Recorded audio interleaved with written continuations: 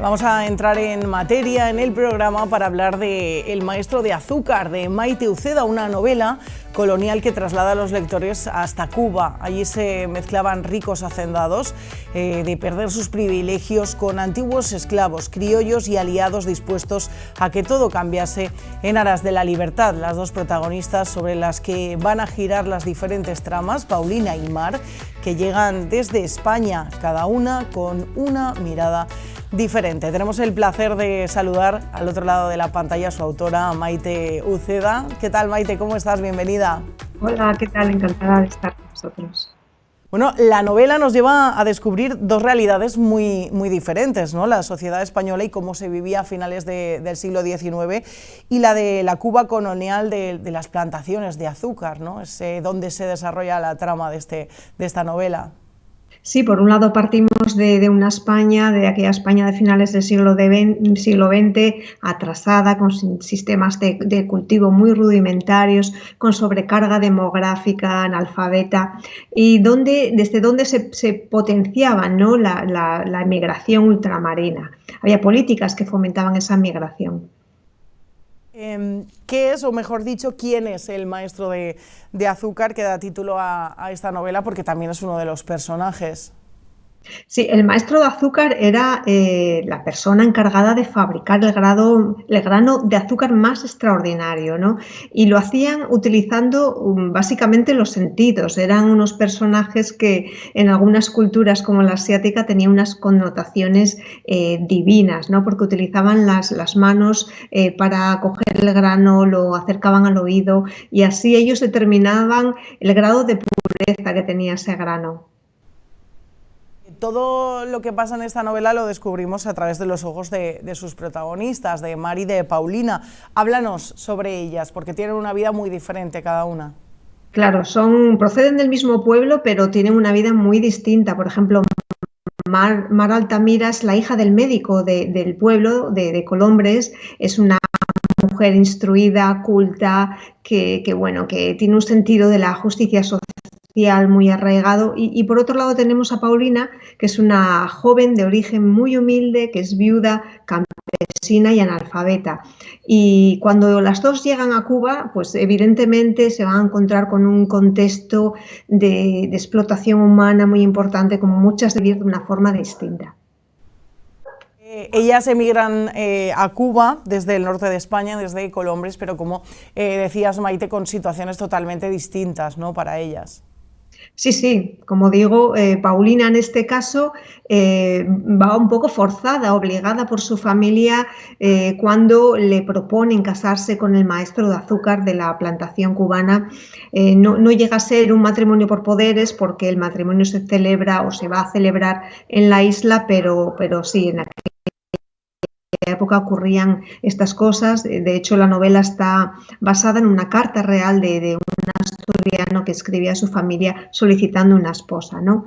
Y sí, Paulina pues se ve forzada a embarcarse, mientras que Mar pues va a que es el encargado de dirigir un consultorio médico en la plantación. Ellas tienen historias muy diferentes, pero les une una misma lucha contra las injusticias, ¿no? Se encuentran con dilemas morales que podrán a prueba ese sentido de la justicia para las dos. Lo que pasa es que cada una de ellas, como digo, lo va a interpretar de una forma distinta.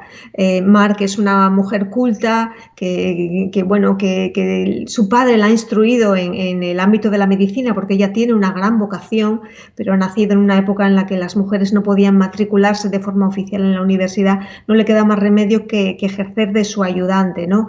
Y su padre le ha enseñado pues esos valores de preservar la vida por encima de todo. Sin embargo, Paulina pues no tiene esas vivencias ni ese desarrollo personal que tiene Mar. Por eso digo que las dos se van a enfrentar de forma distinta. Una va a intentar luchar contra las desigualdades y proteger la vida o las vidas de las personas por encima de todo, y la otra lo va a aceptar como parte del sistema.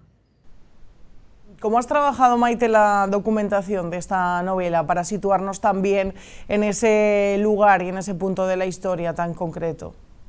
Pues la documentación de este tipo de novelas yo la abordo desde dos fases, ¿no? Por un lado, uno se tiene que hacer con el contexto histórico primeramente, ¿no? Cuando uno pues ya lo controla más o menos bien, pues pasa ya a la ambientación. Es distinto hacerse con el contexto histórico a luego plasmar la ambientación de la novela, que es la parte más difícil.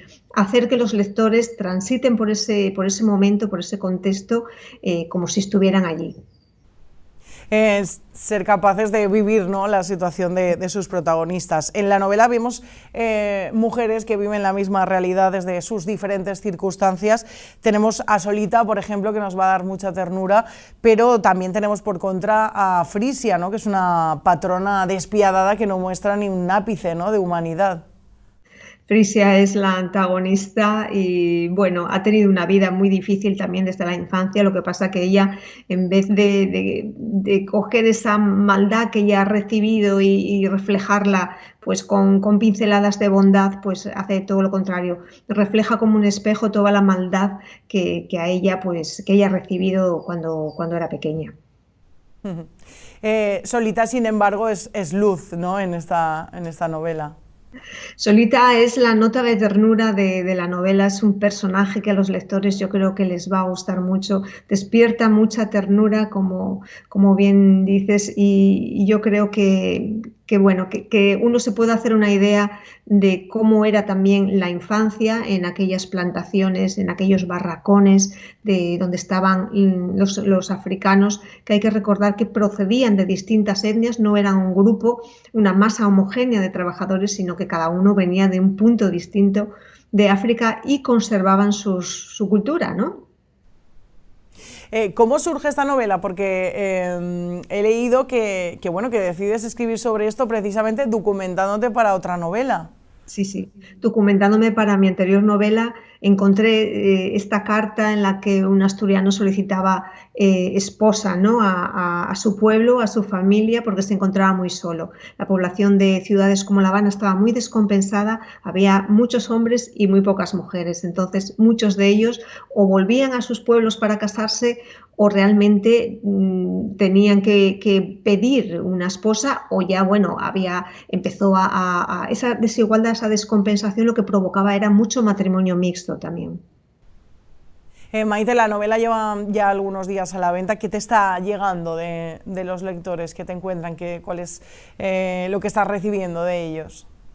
Pues todos los días recibo algún mensaje y alguna carta muy emotiva, porque hay muchas personas que tienen familiares que emigraron a Cuba y bueno, que ven un poco reflejada esas historias de emigración, no tanto lo que ocurre en la novela como la posibilidad o la obligación de tener que abandonar, de salir de tu tierra para ir a un lugar desconocido, ¿no?, como era en aquella época Cuba.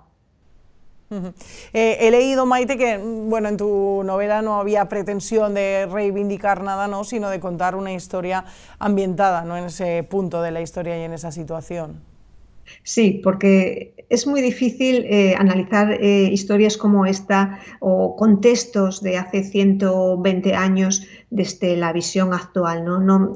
A mí me parece un ejercicio inútil, porque en aquel momento, por ejemplo, la esclavitud, pues no solamente la ejercían los españoles, ¿no?, sino que incluso en África había esclavitud. No se puede analizar ese contexto desde la mirada actual. No es la misión del libro la de denunciar o juzgar, sino la de mostrar. Es El maestro de azúcar, de Maite Uceda. Muchísimas gracias por haber compartido este ratito con nosotros y ha sido un placer descubrir esta novela contigo. Gracias. Muchas gracias, un placer.